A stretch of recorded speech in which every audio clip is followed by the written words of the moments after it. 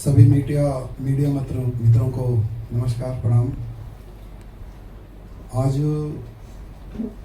गोवा की धरती पर फिर से आने का मुझे सौभाग्य प्राप्त हुआ और कल फोंडा में हिंदू जन जागृति समिति के तत्वाधान में हिंदू राष्ट्र जागृति सभा का आयोजन किया गया है। तो एक दिन पहले ही हमारे रमेश जी के आदेश पर आने का अवसर मिला और आज प्रेस वार्ता का भी आयोजन किया गया है। अभी रमेश जी ने बहुत ही विषयों पर चर्चा की है, बात की है, लेकिन हम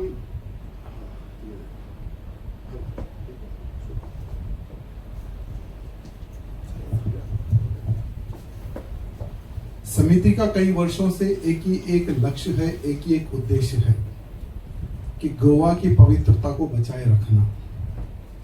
और कई वर्षों से गोवा राज्य के अलावा भी अनेकों राज्यों में धर्म को मजबूत करने के लिए, नौजवानों में देश धर्म समाज के प्रति जागरूकता आने के लिए हिंदू जन जागृति समिति निरंतर कार्य कर रही है। हिंदू जन जागृति समिति का एक बहुत बड़ा लक्ष्य है कि भारत बने हिंदू राष्ट्र, और वही लक्ष्य को ले लेकर अनेकों राज्यों में, अनेकों जिलों में बहुत बड़ी बड़ी सभाओं का आयोजन किया जा रहा है और कल हमारे इस गोवा की पवित्र धरती पर भी आयोजन किया गया है। जैसे रमेश जी ने मुझे बताया कि गोवा सरकार ने एक बहुत बड़ा फैसला लिया है। मर्दनगढ़ किले को एक संरक्षित करके उसके विकास के लिए विकास करने का एक लक्ष्य उठाया है, और हाथ कटोर खंबे को भी, और ऐसे अनेकों जो हमारे पुरातत्व चीज, जो हमारे पुरानी चीजें हैं, उन सबको संरक्षित रख करके उनके विकास के लिए एक कदम आगे बढ़ाने की सरकार ने योजना बनाई है। मैं हमारे गोवा के मुख्यमंत्री श्री प्रमोद सावंत जी को हृदय से बहुत बहुत धन्यवाद प्रकट करता हूँ, जिन्होंने एकमात्र किला जो छत्रपति संभाजी महाराज जी खुद खड़े होकर एक किले का निर्माण किया गया था, उस किले को फिर से जनता के लिए बीच में लाने का और उसको अच्छे से विकास करने का एक बहुत अच्छा उन्होंने निर्णय लिया है। और उस किले की रक्षा के लिए बहुत सारे लोगों ने संघर्ष किया, बहुत सारे लोगों ने प्रयत्न किया, चाहे वो मीडिया के माध्यम से हो, चाहे वो धरना प्रोटेस्ट के माध्यम से हो, और समिति भी निरंतर सभी नौजवानों में एक जोश भर के उस किले की रक्षा के लिए, उस किले के विकास के लिए कार्य कर रही थी। और आज हमारे मुख्यमंत्री जी ने और विधानसभा में बहुत सारे मंत्रीगणों ने और हमारे विधायक जी ने भी कि हाँ, ये किला बचना चाहिए, इसका विकास होना चाहिए, एक बहुत अच्छा निर्णय लिया है। इसके लिए मैं हमारे मुख्यमंत्री जी को हृदय से धन्यवाद प्रकट करता हूँ। साथ ही साथ गोवा को लोग अलग जरिए से देखते हैं, लेकिन अगर हम गोवा के इतिहास के बारे में अगर हम बात करें तो गोवा का इतिहास बहुत बड़ा है और बहुत प्राचीन है। तो हमारे मुख्यमंत्री जी से ये भी मैं निवेदन करना चाहूँगा कि बहुत बड़े बड़े अलग दूसरे कंट्रियों में, दूसरे राज्यों में म्यूजियम बने हुए हैं। तो हमारे गोवा की जो अच्छाई है और गोवा का जो संघर्ष है कि किस प्रकार से हमारे मठ मंदिरों को पुर्तगालियों ने तोड़ा था, अत्याचार किया था, उसका भी एक म्यूजियम बने, कि गोवा में जब लोग आए तो सिर्फ खाने पीने के अलावा गोवा के इतिहास के बारे में भी वो लोग जाने। तो तभी जान सकेंगे जब टूरिस्ट जब आते हैं तो उनको यहाँ पता चले कि पंजिम जैसे क्षेत्र में कैसीनो के अलावा म्यूजियम भी है, और उस म्यूजियम में गोवा के प्राचीन इतिहास के बारे में, गोवा के मठ मंदिरों के बारे में और गोवा के संघर्ष के बारे में अगर उस म्यूजियम में अगर हम बताएंगे तो बाहर जो टूरिस्ट आते हैं उनको भी पता चलेगा, और गोवा की जो आने वाली जो पीढ़ी है उनको भी गोवा के इतिहास के बारे में पता चलेगा। अगर मुख्यमंत्री जी इस विषय पर भी अगर विचार करते हैं तो एक बहुत बड़ा कार्य रहेगा। साथ ही साथ जैसे हम लोग देख रहे हैं कि आज गोवा में व्यापार जिहाद बढ़ते जा रहा है। हमारे इस गोवा गोवा की पुलिस काम नहीं कर रही, इसकी वजह से गोवा की पुलिस और गोवा की सरकार बहुत अच्छा कार्य कर रही है, लेकिन हम और भी उनकी दृष्टि में लाना चाह रहे हैं। देखिए कुछ लोग ऐसे होते हैं, जैसे बहुत सारे लोग पता नहीं किस कोने में कहां पर कैसे आके वो लोग डुप्लीकेट डॉक्यूमेंटेशन बनाकर आ जाते हैं।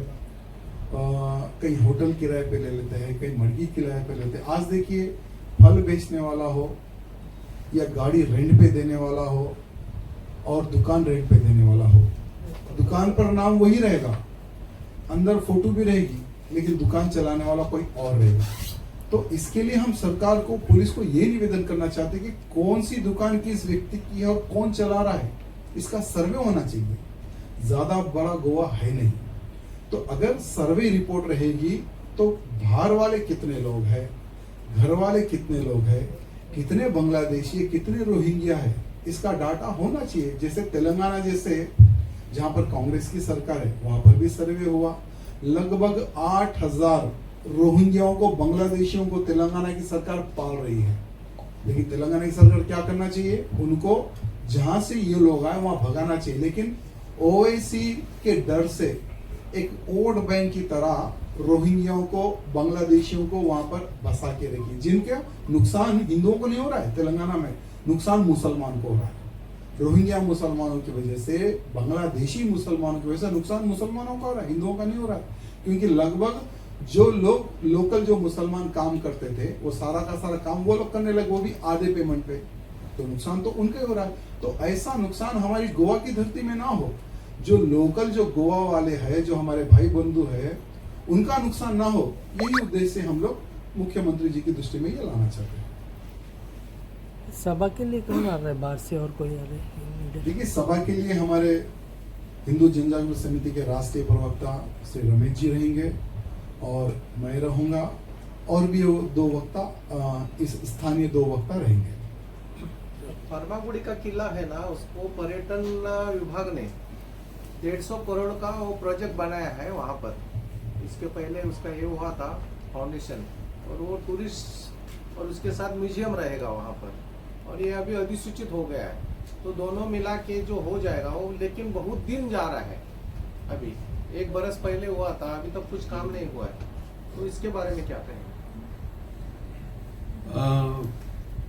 इसमें मुझको ऐसे लगता है कि ये जो फर्मागुड़ी का किला जो है, या वहाँ की जो कॉन्सेप्ट है, वो थोड़ी अलग है। क्योंकि वो 7D वहाँ पर स्टूडियो बनेगा, या वहाँ पर जो है वो sound and light and sound show होगा, वो सब मुद्दा अलग है। अभी जो हमारा जो कहना है कि पहले स्तर पर अभी जो मर्दनगढ़ किला जो है, जो अभी तक गवर्नमेंट की प्रोटेक्टेड मॉन्यूमेंट एक्ट में या उस यादी में ही नहीं था, सूची में नहीं था, वो अभी आया है। तो उसके बारे में विकास के दृष्टिकोण से तो आगे सोचा जा सकता है। जैसे मंत्री जी ढवड़ीकर जी ने कहा है कि हम उसको, और सिद्धनाथ का जो पहाड़ है उसको मिला करके हम वहां पर भी कोई विकास की योजना करेंगे, वहां पर रोपवे बनाएंगे। तो इस प्रकार से योजना तो सरकार के पास है, लेकिन पहले जो है कि गवर्नमेंट की प्रोटेक्टेड लिस्ट में आने के बाद वहां पर जो आज चल रहा है, या वहां पर वो मतलब उसके जो बचे हुए अवशेष है वो तो प्रोटेक्टेड हो जाएंगे। तो ये उसका मुख्य उद्देश्य है। Thank you.